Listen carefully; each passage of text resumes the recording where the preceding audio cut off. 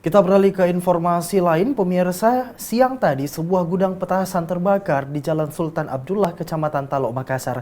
Gudang ini tak memiliki izin, di mana camat setempat maksud kami mengatakan pihaknya hanya mengeluarkan izin penyimpanan sembako.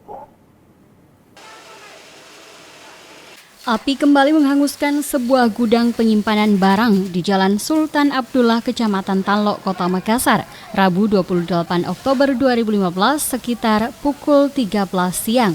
Diketahui berdasarkan hasil laporan yang diterima warga dan pemerintah setempat, gudang tersebut merupakan gudang penyimpanan barang-barang sembako. Namun tanpa sepengetahuan warga dan pemerintah, gudang tersebut ternyata juga menyimpan sejumlah petasan.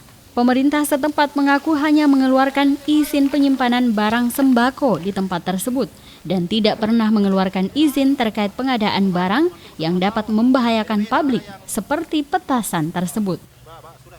Informasi yang kita dapat hanya gudang sembako.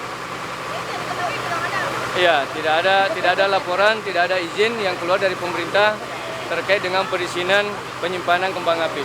Tidak ada. Sebanyak 15 armada pemadam kebakaran diturunkan untuk memadamkan gudang yang terbakar tersebut dan kobaran api berhasil dipadamkan sekitar 15 menit kemudian. Kira-kira setengah 1 ya, tadi siang.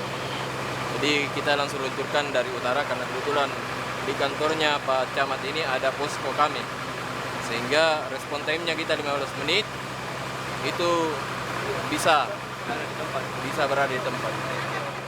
Belum diketahui pasti penyebab kebakaran tersebut, namun diduga api berasal dari ledakan petasan yang tersimpan dalam gudang tersebut. Hingga berita ini dibuat, petugas masih mengalami kendala akibat banyaknya petasan yang terus meledak di dalam gudang tersebut. Dari Makassar, Fitriana Sari, GoTV memberitakan.